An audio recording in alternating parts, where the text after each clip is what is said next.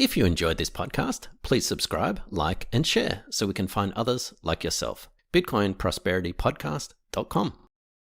Welcome to the Bitcoin Prosperity Podcast with your host Gordon, that's me, and Faris from CoinCompass.com, enabling you to safely buy and securely store your Bitcoins. All resources are in the show notes and description, including our full disclaimer. Visit BitcoinProsperityPodcast.com to subscribe and discover other free content. Hello, everyone. Welcome to another episode of Bitcoin Prosperity Podcast. And this edition, we're looking at Bitcoin and macro markets. So it is Sunday, the 26th of April, 21:33 UTC time. I am in New Zealand, so it's 9:30 a.m. Monday morning here. So the main thing I'm looking at this week across the markets, what I'm actually noticing in a lot of charts is gaps. So economically, the wheels have stopped spinning. Essentially, the world that we live under is one based on consumption and the repetitive behavior of such. So if you're not going out and spending, you're not fueling what is a debt-based economy. So that is where we are today, is that the hamster in the wheel is no longer running, which is why we've had banks basically sending people money, which is very little to make a difference. And at some point that needs to get paid back. Risk assets don't seem to have received the message. We'll look at some charts, and if you looked at charts, you'd think that things were looking pretty well around the world. And are we chasing gaps? So we'll go to the Wilshire 4500. Now, in our last series, we explained that this Wilshire 4500 used to be called the Wilshire 5000. It's basically made up of 5,000 listed companies around the world. They had to change it to 4,500 because we have fewer listed companies now, obviously with the big conglomerates taking over smaller ones and fewer new companies coming on the market. So that in itself has never been a good sign of economic growth when you have fewer companies applying to be privatized and to be listed on exchanges. So we saw here, we had the top at just above 1625. And then we had this huge correction, 20% correction, obviously with the onset of COVID-19. And you see we've got this big arrow here. So we've got this gap, big open gap here, 1313 to 1360. So we've got a gap there in the Wilshire 4500 and another one even higher just below all-time highs.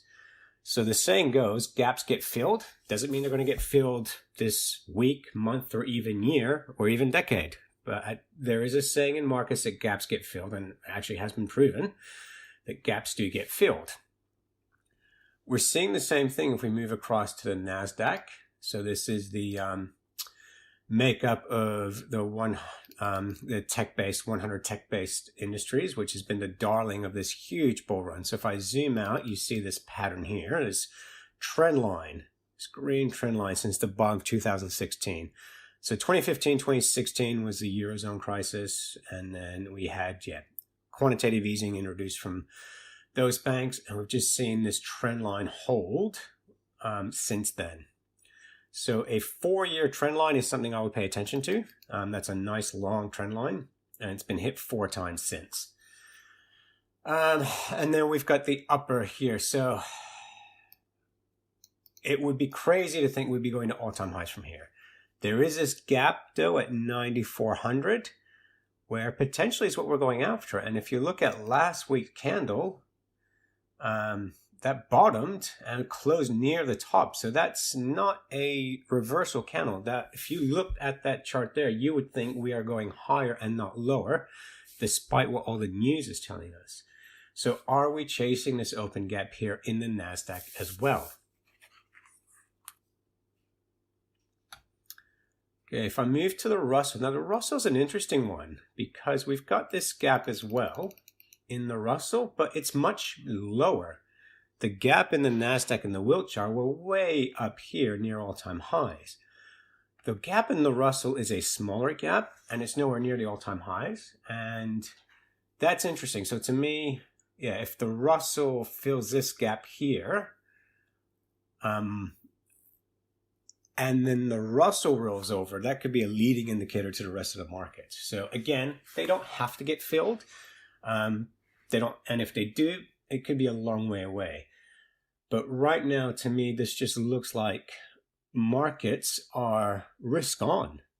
And it could just be that the fact that, yep, we're printing so much money that we think the Fed has got your back. And here the Russell is key level down here at 947. We got very close to touching that recently at 962. So there's a level of support there that has held up.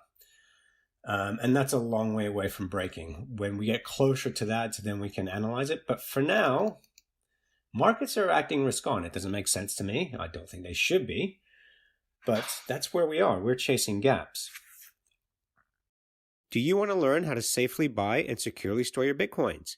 CoinCompass.com is running a free 2-hour webinar on Sunday, 31st of May.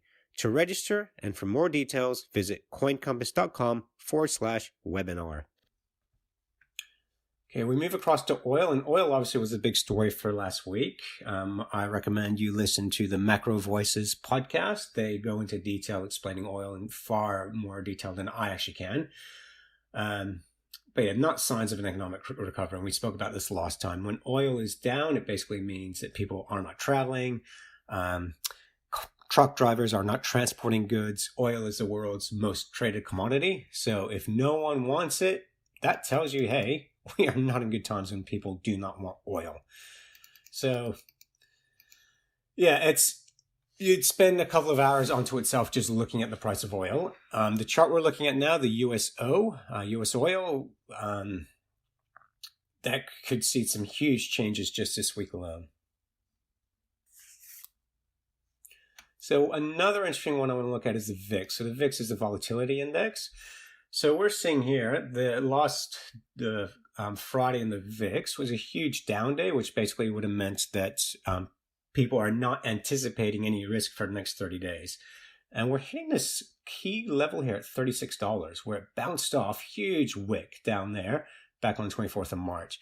We break below there. And again, the VIX could be chasing a gap down here at the $18 to $20 level. So you could say we are looking at potentially 1 to 2 weeks of risk on where the VIX is chasing this gap here. And we had the NASDAQ, the Wilshire, also chasing gaps as well, and the Russell. So these are the risky assets chasing gaps. So we could be looking at a potential risk-on rally here, which, as I said, makes absolutely no sense to me, but that is what the chart is telling me. Now, if we look at gold, gold has done very well, and this is a weekly chart, which is going from, this is a 10-year chart looking at on a weekly basis. So this green dotted line here, that was the ceiling for gold from 2013 all the way to this year. And we broke through that, with abandon. It was really nice breakout. And we came back. You expect it to come back and test this level. We didn't. We tested, we came above it. We've got a new support level at 1450. So gold is hitting some resistance up ahead. So we've got this level of resistance just below 1800. Now, having said that, that resistance is 7 years old. So markets have memories. How long those memories last? Anything at 5 years or later is a pretty distant memory. I would expect gold to pull back at 1800, round number. We've got that, yellow resistance line. And then we've got the previous all-time highs at 1920. So again, if you bought gold in 2012, would you have held on this long expecting it to come back? I don't know. So yeah, there is a resistance there, but it could be weak because it's old resistance. It's 7 years old. So interesting to see what gold does. But again, if gold is going up, and gold had a big week last week, why is gold going up as equities are going up as well? Normally, they're meant to be anti-correlated. You buy gold because things are not well in the world. You don't buy gold as a risk-on asset. But that is correlated to the next chart that we will look at, which is yields. So this is a daily chart of the 30-year bond. So as a reminder, if the yield is going down in a bond, that basically means that the bond prices are going up. So you are buying bonds because they're seen as a safe haven asset like gold. This is a US 30 bond. So 30 years from now, you expect the US government to still be there, the US economy to still be running. That's basically what you're gambling on, the US government. And we've had this level, we hit this level here at 1.17 on US 30 yields. So that's, to me, looking at all these charts, everything looks pretty scattered. I like gold, even though it's got some resistance up ahead. I wouldn't be adding to my gold positions now if I had some. This, to me, looks like if you wanted to trade something this week, the US 30, buying US 30 treasuries would be the least risky, least volatile trade. That's what I'm looking at. Even though I think equities are going higher, I wouldn't chase them, to be honest. It just doesn't make sense to me, and it looks far too risky. But yeah, the US 30 here, breaking below this level here, and you could be heading way back down to these all-time low yields of 0.8%. And that seems obscene, but you got to remember that in Europe and even in Japan, you've got yields at negative. So you're paying the government to hold your money for you. Topsy-turvy world we live in. Euro-US. So Euro-US had a nice head and shoulders. This is a weekly chart lost in 2018. We then had this channel that was going down, and these last couple of weeks has been way too volatile. You don't want to be trading this. I just look at this and go, that is just way too erratic. There's no trend there. I believe the US dollar is going higher, but I'm not going to trade on a belief. That chart is just telling me to stay away. And the other thing I want to talk about is the reason that gold is going up and interest rates are coming down is this chart here. So this is assets of the Federal Reserve. So basically the Federal Reserve is just buying stuff. And to do so, they're spending US tax dollars to do so. So US debt is going up from 4 trillion to 6.5 trillion inside of a month. And that is obscene. That is just a complete disrespect for US taxpayers, for future generations. And we've done this in the past. So yeah, there is no exit strategy here. We are actually going to be interviewing Mark Yusko on this very podcast. And this is something I want to ask him about. What is the exit strategy? How in the world are you going to get the world out? How are you going to get yourselves out of this much debt? Because debt implies the future generation is going to pay it. So Bitcoin. So this is my concern for Bitcoin. We are going up. We had a good week. This low I was never convinced by, simply because high volume on a down day. These candles here do not look like bottoming candles to me. They're indecision candles. But we're grinding higher. The problem is we are grinding higher into this downward trend here, that gold line. So, and yeah, the other concern is that it's basically been really strongly correlated to the NASDAQ. So Bitcoin is not being treated as a safe haven asset. This red line I've just introduced, that's the NASDAQ. So if the NASDAQ is chasing these open gaps, Bitcoin is probably just following suit. So we could see the NASDAQ hit those gaps as Bitcoin hits this downward trend line.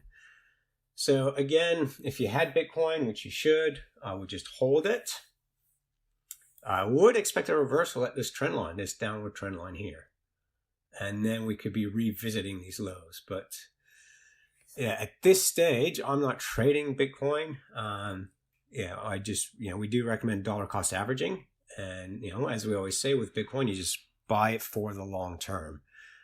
It is not correlated to a safe haven asset at the moment.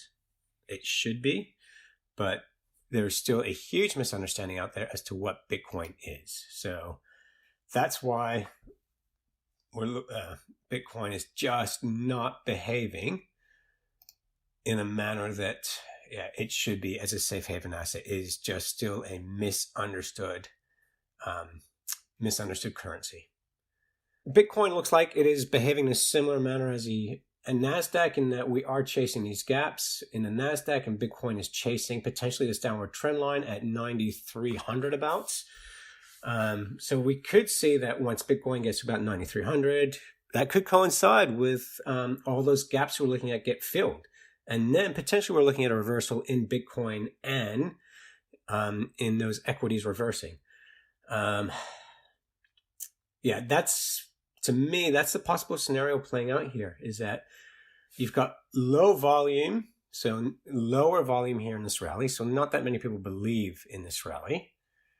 And I think when we've had these huge rallies, it's just had huge selling. I mean, you look at that volume there and volume there.